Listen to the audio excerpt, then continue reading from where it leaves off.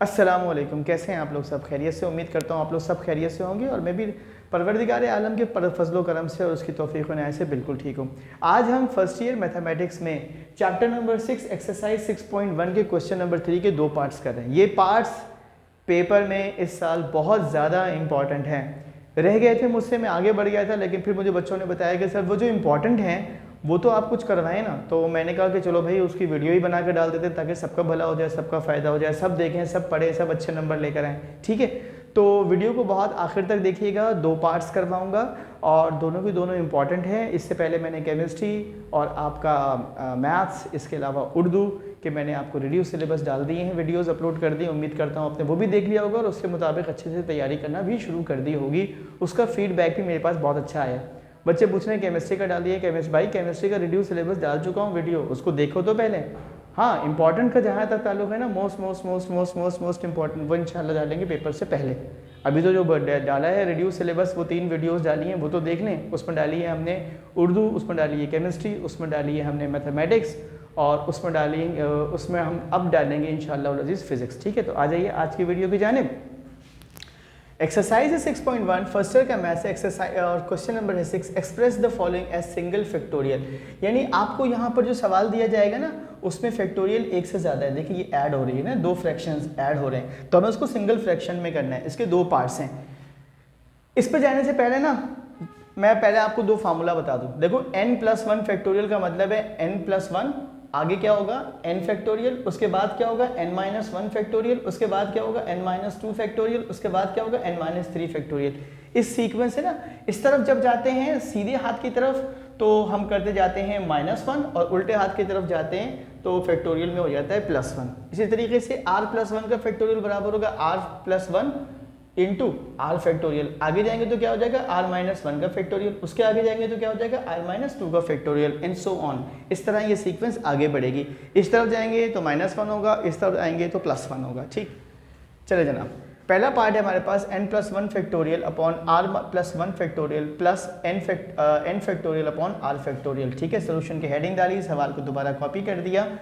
अब देखो मैं इसमें से क्या कर सकता हूँ, मुझे ये पता है कि ये जो आपका अल्लाह भला करे n+1 का फैक्टोरियल है, इसमें n फैक्टोरियल भी शामिल है ना। हमने अभी आपसे कहा था कि जब हम लिखते हैं, जब हम ऐसे लिखते हैं n+1 का फैक्टोरियल तो ये बराबर होता है n+1 और n फैक्टोरियल। तो इसमें से मैं क्या कॉमन निकाल सकता हूँ, n फैक्टोरियल। तो मैंने यहाँ से कॉमन निकाला है n फैक्टोरियल और यहाँ भी था n फैक्टोरियल, दोनों कॉमन निकाल लिया। ठीक है, इसी तरीके से r+1 फैक्टोरियल में r फैक्टोरियल भी शामिल है तो मैंने r फैक्टोरियल भी कॉमन निकाल लिया। r फैक्टोरियल यहाँ से भी कॉमन निकाल लिया, r फैक्टोरियल यहाँ से भी कॉमन निकाल लिया। ठीक है, तो अब हमारे पास क्या बचता है, यहाँ पर n+1 और नीचे बचता है r+1। यहाँ से दोनों कॉमन निकल चुके हैं तो बचा 1। एलसीएम ले लिया मैंने इसका r+1 तो r+1 हो गया बेटा। r+1 जो है ये जाकर इसको मल्टीप्लाई करेगा।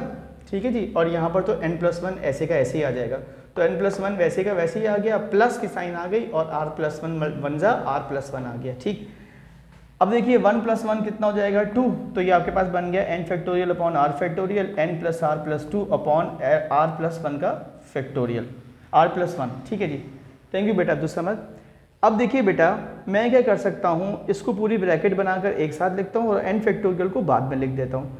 मुझे पता है कि r फैक्टोरियल आ रहा है तो उसको मैंने बाद में लिख दिया, और आपको ये तो पता है ना कि r+1 r फैक्टोरियल बराबर है किसके, r+1 फैक्टोरियल के, तो इसी को मैंने आंसर कर दिया। अब देखो ये सिंगल फ्रैक्शन में आ गया है ना, ये सिंगल फैक्टोरियल है और कुछ नहीं है इसके साथ। ठीक, इसका पार्ट नंबर 2 ये भी बहुत ज़्यादा इंपॉर्टेंट है, वो है n+1 factorial upon r factorial plus n factorial upon r+1 का फैक्टोरियल। सेम वही फार्मूला अप्लाई करेंगे, ये वाला क्वेश्चन को दोबारा कॉपी करेंगे सोल्यूशन लिखने के बाद। और देखो n+1 फैक्टोरियल का मतलब था n+1 n फैक्टोरियल और यह n फैक्टोरियल मौजूद था।